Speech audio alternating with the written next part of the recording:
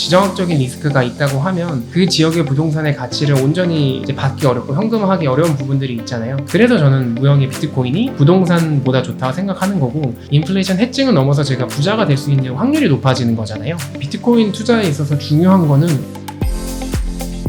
신축보다 훨씬 비싼 것처럼, 그래서 아마 그 비트코인을 강남 아파트라고 하는 게 아마 강남의 토지를 말하는 것 같고, 그 인류 사회를 돌아보면 역사적으로 가치를 갖는 모든 것들 공통점이 결과적으로는 희소성이거든요. 그러니까 강남 토지도 늘릴 수가 없기 때문에 비싼 거잖아요. 그래서 뭐 그런 측면에서 사실 압구정 현대 아파트를 산 거나 뭐 비트코인에 투자를 한 거나 사실은 뭐 어떻게 보면 동일하게 희소한 자산에 투자를 한 건데, 저는 앞으로 물리적인 실체가 없는 희소성, 비트코인이 더 많이 이제 수요가 늘어날 거라고 생각해가지고 뭐 비트코인을 팔아서 부동산을 사진 않지만, 뭐 근본적으로 희소성에 투자한다는 측면에서는 압구정 현대 아파트를 사신 분도 뭐 나쁜 투자를 한 건 아니라고 생각합니다. 금과 비트코인이 모두가 희소한데, 사실 금 같은 경우는 희소하지 않을 수도 있거든요. 우리나라도 이번에 포항 쪽에서 이제 원유가 나올 수 있다라는 이야기가 있잖아요. 과거에는 채굴 탐사 기술이 지금처럼 발달하지 않아서 금이라는 광물이 굉장히 희소했는데, 앞으로는 사실 희소하지 않을 수도 있고, 실제로 매년 금의 생산량을 제가 체크를 해봤는데 매년 늘어나고 있어요.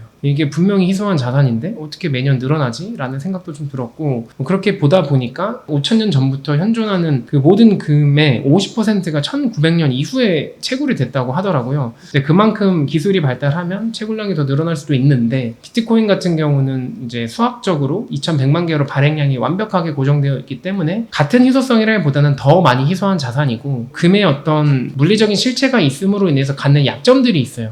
뭐 예를 들면은 송금하는데 불편하다거나 위변조를 검증하는데 어렵다거나, 가지고 운반하는데 20kg 정도 금괴 들면은 사실 한 사람이 들 수 있는 최대치고, 이게 뭐 많이 쳐줘봐야 한 26억에서 30억 정도 되거든요. 근데 비트코인 같은 경우는 물리적인 실체가 없다 보니까 좀 더 장점이 있고, 이제 많은 분들이 그래도 금은 산업에 쓰일 수 있잖아요 라고 말을 하지만, 귀금속으로 금이 쓰이는 거는 귀금속으로 쓰여서 금이 비싼 게 아니고, 금이 비싸기 때문에 이제 귀금속으로 쓰는 거고, 치과치료에 쓰이거나 뭐 반도체에도 쓰인다고 하지만 그 수량이 굉장히 미미하거든요. 그리고 반도체도 없었고 치과 치료에도 안 쓸 때도 금은 비쌌고요. 그래서 그 금에 비쌌었던 그 본질은 희소성이기 때문에, 그리고 그 희소성을 금보다 더 잘 구해냈기 때문에 저는 비트코인이 금보다 더 좋은 가치 저장 수단이라고 생각해가지고 투자하고 있습니다. 부동산이라는 게 실거주 목적의 부동산 제외하고 인플레이션 해칭을 목적으로 한 투자 목적의 부동산이 있다라고 했을 때, 저는 앞으로 우리가 만약에 뭐 지정학적인 리스크가 있다고 하면 그 지역의 부동산의 가치를 온전히 이제 받기 어렵고 현금화하기 어려운 부분들이 있잖아요. 뭐 한국은 그 정도는 아니지만 이란, 이스라엘 또는 그 외 팔레스타인이나 그런 정말 분쟁 지역에 있는 부동산 같은 경우는 실제로 건물의 폭격에 의해서 없어질 수도 있고, 폭격을 피했다고 하더라도 내가 원하는 시점에 현금화하는 게 불가능하다라고 볼 수 있죠. 두 번째, 기후 위기 때문인데요.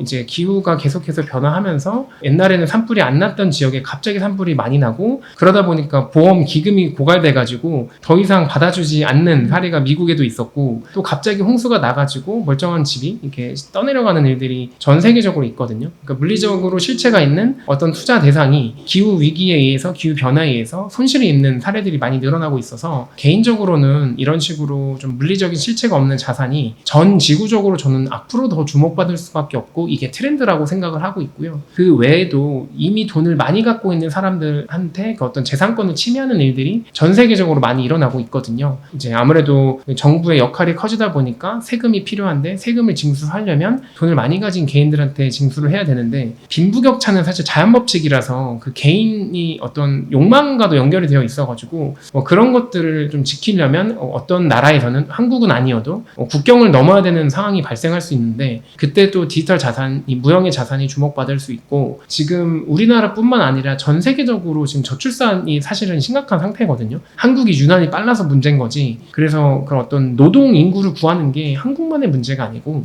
일본, 중국, 대만, 미국, 캐나다, 호주, 유럽 모두 다 똑같고, 여기서 이제 유일한 해결책이 이제 이민 노동자를 받는 건데, 그럼 만약에 앞으로 전 세계적으로 이런 이민 노동자들이 일자리를 위해서 국경을 자유롭게 넘나든다고 했을 때, 가치를 그 로컬 부동산에 저장할지 아니면은 물리적 실체가 없어서 자유롭게 이동할 수 있는 자산에 저장할지 라고 봤을 때, 저는 부동산보다는 물리적 실체가 없어서 국경을 자유롭게 넘을 수 있는 비트코인 같은 자산에 더 많이 이제 투자를 할 것 같아서, 부동산이 전 나쁘다고 생각하지 않습니다. 부동산이든 주식 주식이든 사실상 그 화폐를 그대로 두는 것보다는 좋은 투자고, 그 대상을 싸게 사면 정말 좋은 투자라고 생각하고, 뭐 레버리지가 없는데 레버리지를 일으킬 수 있어서 원금 대비 높은 수익을 가져가면 전 여전히 부동산도 좋은 투자라고 생각을 하는데, 세상의 전반적인 트렌드가 유형보다는 무형의 자산으로 갈 수밖에 없다라고 저는 인지했기 때문에, 그럼 같은 기간 동안에 더 많이 수요가 늘어나면 더 많이 오르는 거고, 인플레이션 해칭을 넘어서 제가 부자가 될 수 있는 확률이 높아지는 거잖아요. 그래서 저는 무형의 비트코인이 부동산보다 좋다고 생각하는 거고, 이거는 실거주는 논외로 하겠습니다.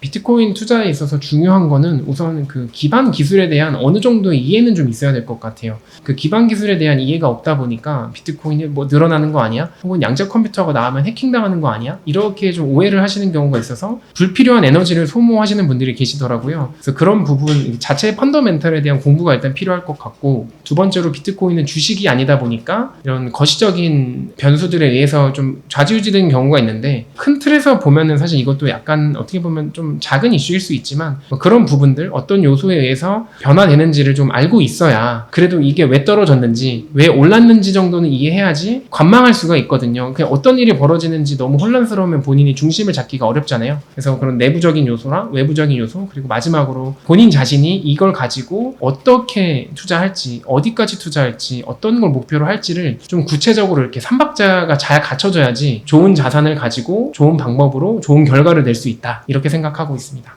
저는 적립식 투자를 제 책에도 추천을 했었습니다. 우선 그 비트코인이라는 너무 생소한 자산에 대해서 공부를 다 끝내고 투자하면은 사실 늦거든요. 아까도 말씀드린 것처럼 저는 투자는 자전거 타는 것과 똑같다고 생각해가지고, 일단 자전거를 사서 타면서 이제 페달 가는 것도 배우고, 뭐 체인이 녹으면 뭐 기름칠하는 것도 배우고, 타이어에 바람도 넣고 핸들도 조정하고 뭐 헬멧도 사고 이러는 거잖아요. 그래서 적립식으로 제가 사실 추천을 했었던 건, 그냥 한 번에 사라고 하면 안 사니까 적립식으로 사면서 이 시장을 좀 지켜보고 변동성에도 좀 적응이 되고, 그러다 보면은 이제 이 자산에 확신이 생기고 좀 높은 비중으로 투자할 수 있을 것 같다 라고 생각해가지고 제가 책을 쓴 시절이 이제 2천에서 3천만 원대였거든요. 그래서 그때 이제 주변 사람들한테 비트코인을 적립식으로라도, 저 같은 경우는 많이 샀지만 적립식으로라도 투자를 해보라는 뜻에서 그렇게 썼고요. 지금 비트코인이 9천만 원이 이제 됐잖아요. 그래서 물론 앞으로도 저는 충분히 많이 오를 수 있는 자산이라고 생각은 하는데, 그렇다고 뭐 단기간에 100배 막 이렇게 10배씩 오를 것 같진 않아요. 그래서 지금 기준으로는 어느 정도 목돈이 있는 분이라면 우선 수량을 조금, 목표한 수량을 50% 정도는 한 번에 사시고, 그 이후에 나머지 50%를 뭐 적립식으로 살지 아니면 떨어질 때만 살지, 이런 것들을 각자 이제 목표에 따라서 조금 조정을 하면 될 것 같습니다.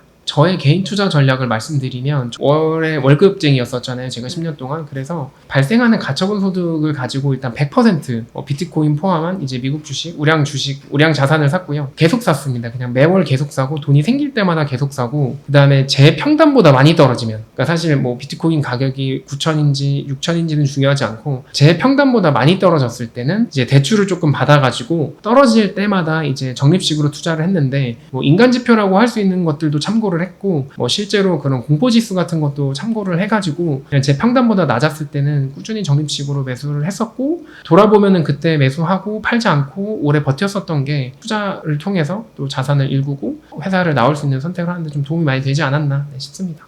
팔고 싶다는 생각을 사실 한 적은 없었던 게, 먼저 이걸 이해해야 될 것 같아요. 현금을 들고 있으면 확정적으로 가난해야 된다라는 그 어떤 기본 전제가 전 머릿속에 있었기 때문에, 제가 아무리 이자를 5% 받아도 물가가 10% 오르니까 확실하게 5%가 손해보는 거잖아요. 그러면 이거는 더 이상 할 수 없어요. 할 수 없는 방법이고, 그럼 어쩔 수 없이 투자를 해야 되는데, 그럼 안전한 투자를 해야 되고, 투자 공부를 해보니까 변동성은 제가 통제할 수 있는 영역이 아니라고 생각이 들더라고요. 그러면 변동성을 극적으로 대응할 수 있는 유일한 방법이, 저는 금융자산에서는 대출이라고 생각을 했어요. 부동산 같은 경우는 큰 레버리지를 가지고 한 시점에 모든 현금과 가용할 수 있는 걸 이제 투자해야 되고, 매매 자체가 좀 수월하지 않다 보니까 강제로 장기 투자를 하게 되잖아요. 그래서 보통 수익을 내는데, 그럼 금융자산 같은 경우는 변동성은 있지만 이거를 잘 활용하면은 오히려 저처럼 기성세대분들이 이미 자산을 많이 구축하셨는데 따라갈 수 있는, 어떻게 보면 지렛대가 되지 않을까라고 저는 판단을 했었고, 그래서 주식 투자할 때도 정말 강남 부동산 같은 좋은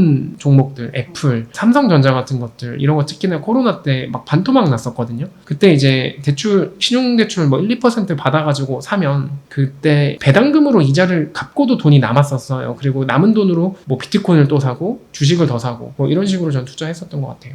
우선 이거에 답변을 드리기 전에 제 백그라운드를 말씀드리면 제가 저희 회사에서 전사, 퍼블릭 블록체인이랑 이제 프라이빗 블록체인을 구축하는 걸 검토했었던 이제 경험이 있어요. 그래서 기술적으로는 사실 저도 뭐 전문가라고 하기는 어렵지만 이 사업적인 측면에서 그래도 그런 여러 가지 스마트 컨트랙트 네트워크를 검토한 경험이 있기 때문에 그거에 비춰서 말씀드려보면 우선은 올해 3월 달에 가수 장범준님 콘서트에 다녀왔는데 거기 티켓을 폴리곤 네트워크 위에서 NFT로 발행해가지고 암표를 완벽하게 막았거든요. 만약에 그 암표를 팔고 싶으면 폴리곤 네트워크 블록체인도 해킹해야 되고 동시에 NFT를 발행한 모바일 앱까지 해킹을 해야 돼요. 그래서 그게 인풋 대비 아웃풋이 안 나오다 보니까 당연히 해킹 시도가 있지 않았고 그래서 온전하게 그 공연이 이루어졌거든요. 그러니까 저는 알트코인도 특정 시점에는 단기적으로는 분명히 쓰임새가 있다라고 생각을 해요. 이거 말고도 실제로 블랙락도 그 이더리움 네트워크 위에서 비들이라는 RWA 그 실무자산 토큰하는 걸 발행했고 페이팔 같은 경우도 PYUSD를 발행하고 테더도 테더를 발행하는 식으로 분명히 쓰임새가 있긴 있거든요. 근데 제가 알트코인 실제 공부도 해보고 투자도 해보고 투자로 돈도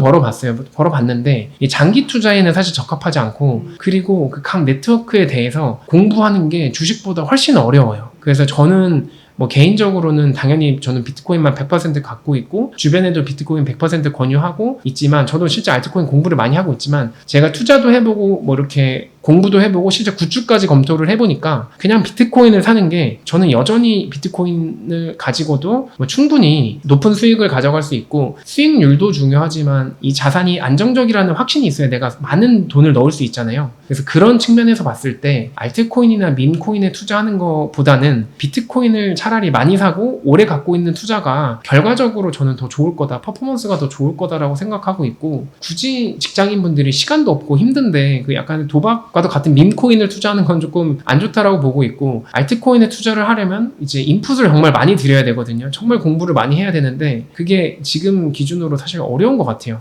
그래서 그냥 비트코인에 투자하시는 게 종합적으로 따졌을 때 가장 현명한 것 같습니다.